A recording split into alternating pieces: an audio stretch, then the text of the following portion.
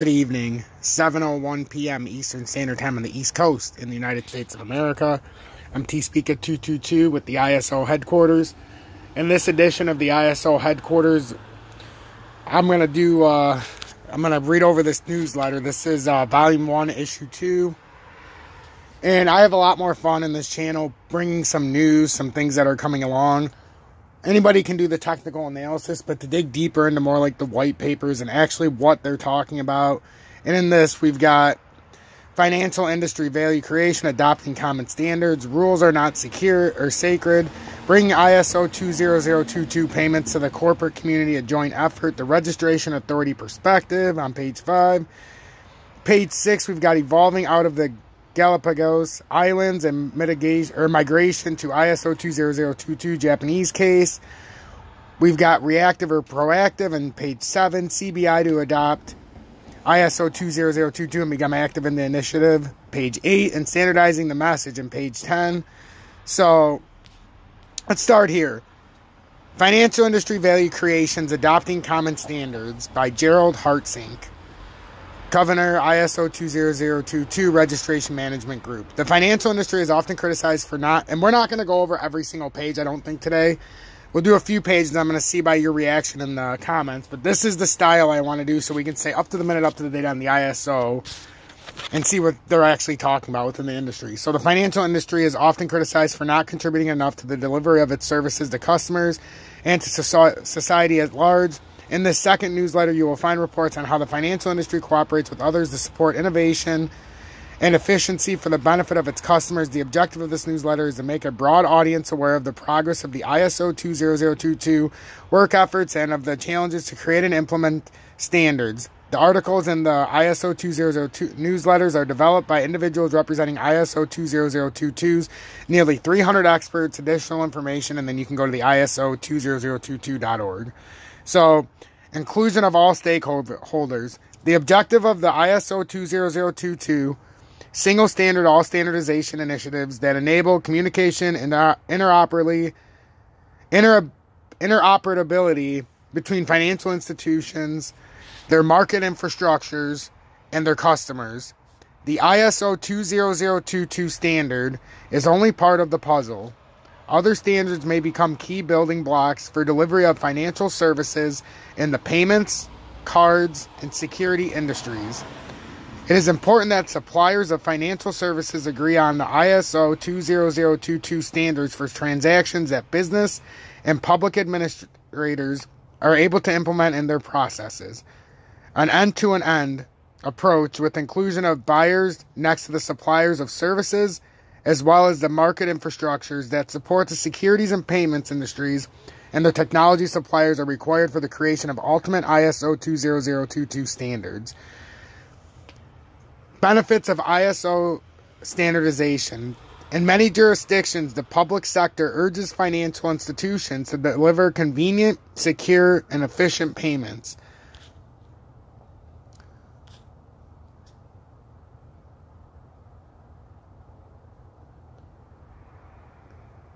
And let's see. Man, that really broke it down real weird, didn't it? So, payments deliver convenient, secure, efficient payments and security services that are innovative and valuable to their customers. Payment services are the oil for the economy, and the security services take care that issuing institutions, corporate and public sector, efficiently receive access to societal savings for their investments. The financial institutions benefit from standardization because it makes it possible for them to deliver their services to targeted customer segments in multiple markets without technical barriers. The value propositions in the securities and payments industry based on common message standards result in more competition and create a greater choice for customers. The suppliers of technology or processing services to financial services and/or their customer benefits all standards, developers, and users because they are able to deliver their technology and services to a large market. This creates better options for innovation and reduced processing costs, becoming benefits for suppliers and buyers of financial services. Vision and reality. Between the vision on the preferred standard and the current status quo, there are many technical and legal obstacles to overcome and realize payments and securities services based on the common message standards. The ISO-20022 organization has an objective that convergence of various standard processes into the ultimate standard is the long-term goal, and for the present, standards need to coexist to enable quick response to competitive pressures and regulatory demands. In many jurisdictions, the public authority stressed that payments and securities industry should take care in the removal of technical barriers in order to create more value for the benefit of customers. Public authorities, policymakers, and central banks with support of competition authorities in several jurisdictions are recommending that ISO 20022 standards are implemented in order to capture the benefits for society and support innovation based on these standards. Public administrations and central banks are large market participants in the payments and securities industry. A growing number of requests for proposal of public administrations and businesses for payment services include a condition that the services should be delivered based on the ISO 20022 message standards. The customers have started to acknowledge the benefit of these standards. The challenging questions remain in many communities how long the interim period with more than one standard is acceptable. It is clear that in a growing number of jurisdictions, the regulator is taking a position on the length of the migration period. It may be expected that the regulator will intervene in cases when the benefits for society are not realized, either by self-regulation by the financial institutions or the lack of implementation by their customers. The ISO 20022 organization has the objective of convergence into one message standard for each type of transaction service.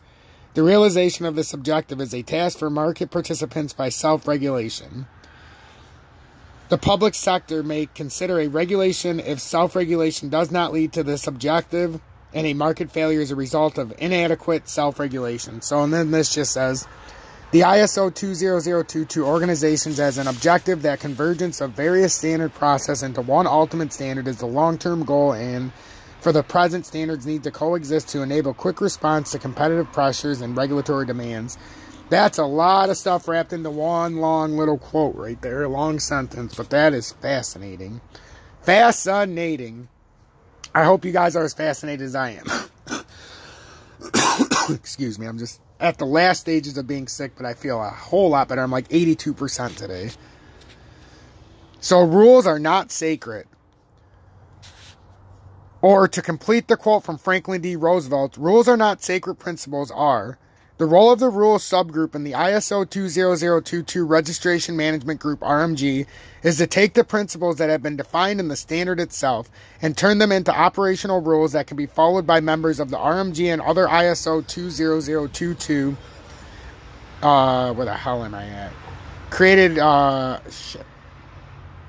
Members of the RMG and other ISO 20022 created bodies. In the early days of the creation and organization of the RMG activity centered in the RMG 20022 membership criteria and creating the first draft of the registration process for new business justification submissions to the standard. Later topics have included the mechanisms for RMG officer elections, achieving consensus in the other created registration management sub-bodies, such as the standards evolution groups, SEGs, and defining the details of the maintenance process. The rules subgroup is also called in the deliberate on occasional or exceptional issues that affects the procedures or governing bodies for the standards, such as the RMG's creation of the technical support group TSG last year. Rules process. The rules process is simple in concept. The rules subgroup membership is derived from voting members of the RMG. It allows a degree of focus to be brought to the issues before which would not be possible in a meeting of the entire RMG. The rule subgroup, as with other subgroups created by and reporting to the RMG, is not recognized by the ISO standard and has no official voice. This is distinct from the other registration bodies set out by the standards, such as the SEGs, where membership is open to representatives of P member countries or Category A organizations, and which have specific responsibilities set out by the standard. Once the rule subgroup has discussed an issue and has reached a conclusion, it makes a recommendation to the RMG It is the RMG that decides the resolution to the issue, which may or may not follow the rules subgroup's recommendation. So basically, it's just like our government. You don't really have to do what the people say. So why do we need a separate rules subgroup? Let's look at the ISO-20022 standard. Part 7 of the standard states that the SEG will validate and approve any additions and or modifications to and or deletions of registered ISO-20022 repository. See www.iso20022.org. Very, very, very good website. Items before the registration authorities, RA, applies those requests into the repository. This is an excellent and clear principle, but is not detailed enough to tell an expert of the SEG what he or she must do and how it should be done. It is systematic of a volunteer body such as ISO that experts will change assignments within their own organizations or will change jobs or may experience varying levels of availability for ISO standards development work. The membership of the registration bodies is likely to rotate over time. Each new member is entitled to a clear and precise set of rules that will help him or her understand not just the principles, but also the details, the nitty-gritty of the registration process. To this end, the rules subgroup authored 2 documents which are freely available on the ISO-20022 website, covering registration body governance and procedures. These were approved by the RMG and are continually maintained. Consensus decisions improve management. So we're going to continue on this on the next update. So this will be, episode 1 of this newsletter. But I want to hear you guys' response in the comments. And I want to know if you guys are enjoying this as much as I am. Because, guys, this shit fascinates me. I don't know about you, but it fascinates the hell out of me. So I'm not going to get into the whole market today. I want you guys to focus what I just did. And if you got to do this, read it twice. Make sure to hit that like button. It really does help me out a hell of a lot, guys.